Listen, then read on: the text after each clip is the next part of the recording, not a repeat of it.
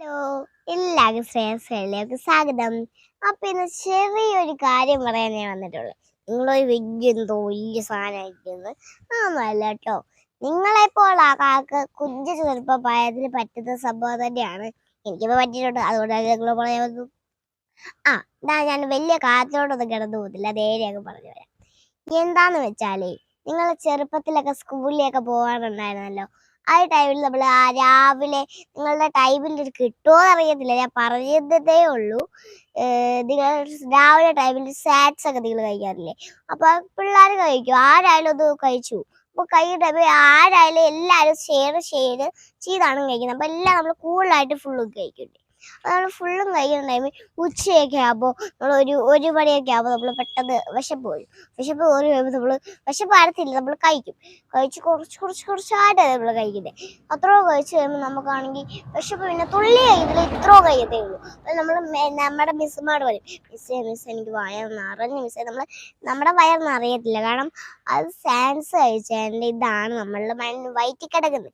അത് മാത്രം നമ്മൾ കഴിച്ചിട്ടുണ്ട്. രാവിലെ അതല്ലേ കഴിച്ചത്. നമ്മളെ വീട്ടിലാണെങ്കിൽ ആദ്യമേ രാവിലെ അമ്മമാർ എണ്ണീക്കുകയാണെങ്കിൽ ചോറ് എന്തെങ്കിലും തന്നിട്ട് അവിടെ ഇരുത്തിക്കും. നമ്മളുടെ സ്കൂളിൽ അങ്ങനെയല്ലല്ലോ, അങ്ങനെയൊന്നും അവിടെ ഇരുത്തിക്കാറില്ല. എന്തെങ്കിലും അങ്ങനെ കഴിപ്പിച്ചിട്ടേ അവർ ഇരുത്തത്തുള്ളൂ.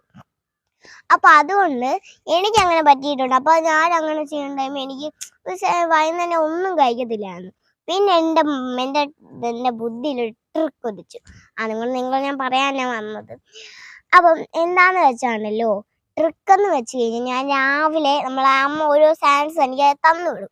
ഞാൻ തൊള്ളിയായിട്ട് കഴിച്ചിട്ട് അവിടെ തന്നെ വെച്ച് കൊടുക്കും. അത് ഉച്ചയൊക്കെ ആകുമ്പോൾ എനിക്ക് ഭയങ്കര വിശപ്പ് കയറി വരുവേ. ഞാൻ ആദ്യം ഫുള്ളും അങ്ങ് കഴിച്ച്. ഇഷ്ടമില്ലാത്ത കറിയാണ് ഇഷ്ടമുള്ള കറിയാണെങ്കിലും ഞാൻ പെട്ടെന്ന് അത് കഴിച്ചേക്കും. ഇപ്പോൾ 2 ദിവസമായിട്ട് ഞാൻ എന്തായാലും കഴിച്ച് ചെയ്തിട്ടുണ്ട്. ഇതാവുന്നതുകൊണ്ടാണ് ഞാൻ നിങ്ങളുടെ അടുത്ത് വന്ന് പറഞ്ഞത്. ഇന്നലെയും ഞാൻ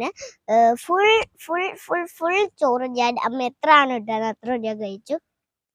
ബാക്കിയുള്ള ദിവസങ്ങൾ ഞാൻ 2 ദിവസം കഴിഞ്ഞ് ബാക്കിയുള്ള ദിവസങ്ങൾ ഞാൻ ഒരിക്കലും ഇത് ഫുഡ് ഒന്നും കഴിച്ചിട്ടില്ല. ഭയങ്കര വിശപ്പുകേടായിരുന്നു. അപ്പം ഒരു ദിവസം തന്നെയാണ് മിസ് പറഞ്ഞ് അടച്ച് വെച്ചോന്ന്. അപ്പോൾ അതുകൊണ്ട് തന്നെ ഞാൻ സ്നാക്സ് കുറച്ച് കഴിച്ചിട്ട് ഞാൻ ഉച്ചയ്ക്ക് ഫുൾ ചോറ് കഴിക്കും.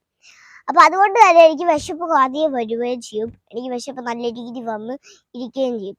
എന്തിത് വിശപ്പ് കിടന്ന് വെച്ചാൽ, നമ്മൾ ആദ്യമേ സ്നാക്സ് കഴിക്കുന്നതിന് മുന്നേ നമ്മൾ കുറച്ചല്ല കഴിക്കുന്നത്.